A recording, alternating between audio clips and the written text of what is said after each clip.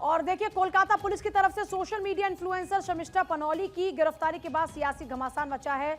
Influencer की गिरफ्तारी के बाद बीजेपी बंगाल सरकार पर हमलावर हो चुकी है। पश्चिम बंगाल विधानसभा में नेता विपक्ष शुभेंदु अधिकारी और आंध्र प्रदेश के डिप्टी सीएम पवन कल्याण ने शर्मिष्ठा की गिरफ्तारी को गलत ठहराया और इसके साथ ही उन्होंने इस पूरी कार्रवाई को एक वर्ग को खुश करने की कोशिश बताया। पवन कल्याण ने इस कार्रवाई की निंदा की और धर्मनिरपेक्षता के दोहरे मापदंड पर सवाल उठाते हुए सोशल साइट एक्स पर लिखा, ऑपरेशन सिंदूर के दौरान कानून की छात्रा शर्मिष्ठा ने अपनी बात रखी।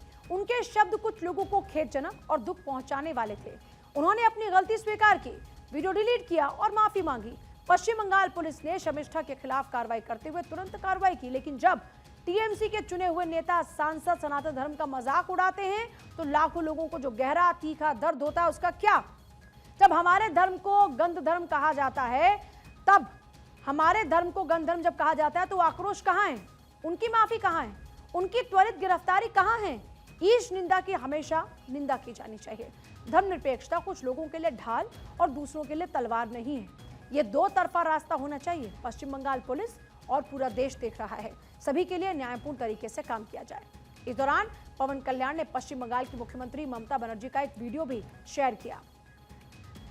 हम जानबूझ के एक गंदा धर्म जो इसने बनाया, जो एक जुमला पार्टी ने बनाया, वो धर्म को हम नहीं मानता। हम जानबूझ के एक गंदा धर्म जो इसने बनाया, जो एक जुमला पार्टी ने बनाया, वो धर्म को हम नहीं मानता। पश्चिम बंगाल विधानसभा में नेता विपक्ष शुभेंदु अधिकारी ने कहा कि ममता बनर्जी ने महाकुंभ को लेकर विवादित टिप्पणी की थी। जय श्री राम उनके लिए अपमानजनक शब्द है, इस पर कोई कानूनी कार्रवाई नहीं की गई। उन्होंने कहा कि जब तृणमूल कांग्रेस की सांसद महुआ मोइत्रा ने देवी काली के संबंध में आपत्तिजनक टिप्पणी की थी तो उनके खिलाफ एफआईआर दर्ज नहीं की गई। महुआ मोइत्रा के खिलाफ था। माता काली के ऊपर कितना घटिया टिप्पणी किया, कोई एक्शन हुआ?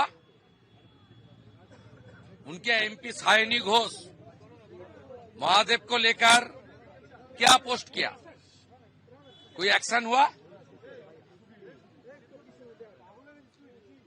फिराद हकीम के खिलाफ इतना एफआईआर हुआ, कोई एक्शन हुआ? एक्शन जो सनातनी है उनका ऊपर होता है, और यहाँ सनातनी का गाली देना लाइसेंस है। शुभेंदु अधिकारी ने कहा कि 22 साल की लॉ की छात्रा शर्मिष्ठा पनौली ने पहलगाम आतंकवादी हमले के मद्देनजर एक व्यक्तिगत टिप्पणी की, जहां हिंदुओं को चुनिंदा रूप से निशाना बनाया गया था, जिसे बाद में उन्होंने हटाया, माफी मांगी। फिर भी उन्हें गुड़गांव से कोलकाता पुलिस ने गिरफ्तार कर लिया। हिमाचल के मंडी से बीजेपी सांसद कंगना रनौत ने भी शर्मिष्ठा की गिरफ्तारी को गलत ठहराया। कहा कि कानून व्यवस्था के नाम पर किसी को परेशान करना ठीक नहीं। जब उस लड़की ने माफी मांग ली, पोस्ट डिलीट कर दिया, उसे जेल में डालना बहुत ही गलत है। उसको सताना, उसका पूरा करियर, उसका पूरा कैरेक्टर खराब कर देना, ये जो है बहुत ही गलत है। किसी भी बेटी के साथ ऐसा नहीं होना चाहिए और मैं ये मांग करती हूँ बंगाल की गवर्नमेंट से कि इसको नॉर्थ कोरिया मत बनाइए और यहाँ पर सभी के संवैधानिक हक हैं। अगर किसी ने कोई अभद्र टिप्पणी की हुई है तो उसके लिए उन्होंने माफी मांगी है, वो इन जनरल उन्होंने कहा था। आजकल के बच्चे जो है इस तरह की भाषा चाहे वो अंग्रेजी में यूज करें चाहे हिंदी में यूज करें करते हैं, लेकिन मैं ममता जी से ये मैं विनती करती हूँ कि उसे जल्दी ही रिहा किया जाए। वो उसकी उम्र भी बहुत छोटी है and she is a lawyer. उसका सारा करियर, सारी जिंदगी जो है बर्बाद करने की जो साजिश की जा रही है, दिस इज वी डोंट। इस पूरे मामले पर टीएमसी नेता कुणाल घोष का कहना है कि नफरती बयानबाजी किसी भी तौर पर बर्दाश्त नहीं की जाएगी।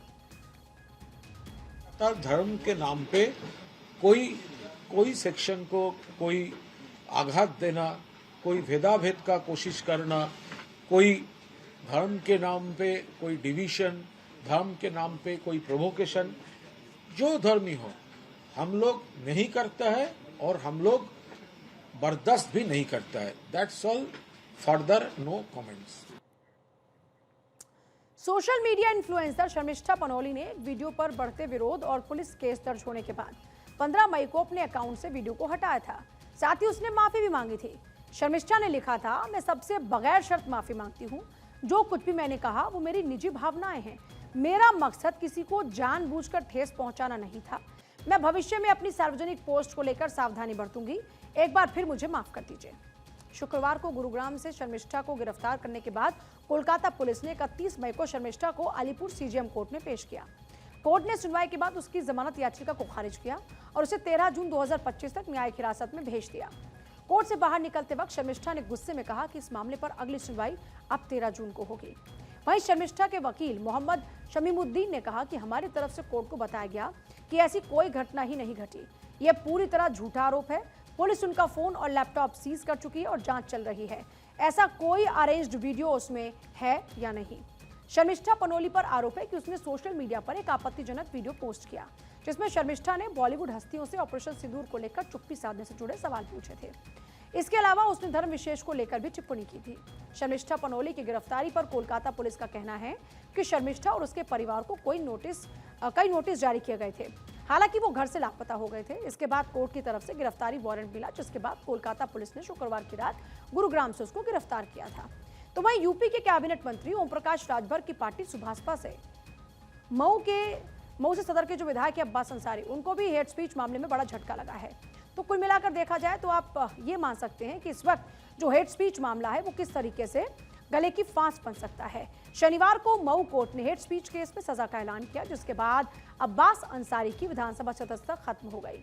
कोर्ट ने अब्बास अंसारी और उसके चाचा मंसूर अंसारी को दोषी करार दिया। कोर्ट ने अब्बास को 2 साल, मंसूर अंसारी को मामले में 6 महीने की सजा सुनाई।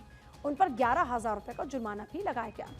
जन प्रतिनिधित्व अधिनियम के तहत 2 साल या उससे ज्यादा की सजा सुनाए जाने के साथ ही अब्बास अंसारी की जो विधानसभा की सदस्यता है वो अपने आप ही खत्म हो जाती है, क्योंकि ये तय है कोई जो जिस अधिनियम का हमने जिक्र किया कि जन प्रतिनिधित्व जो अधिनियम है उसके तहत में 2 साल या फिर उससे ज़्यादा की अगर किसी को सज़ा हो जाती है तो उनकी जो विधायकी होती है, जो उनकी सदस्यता होती है वो अपने आप ही खत्म हो जाती है।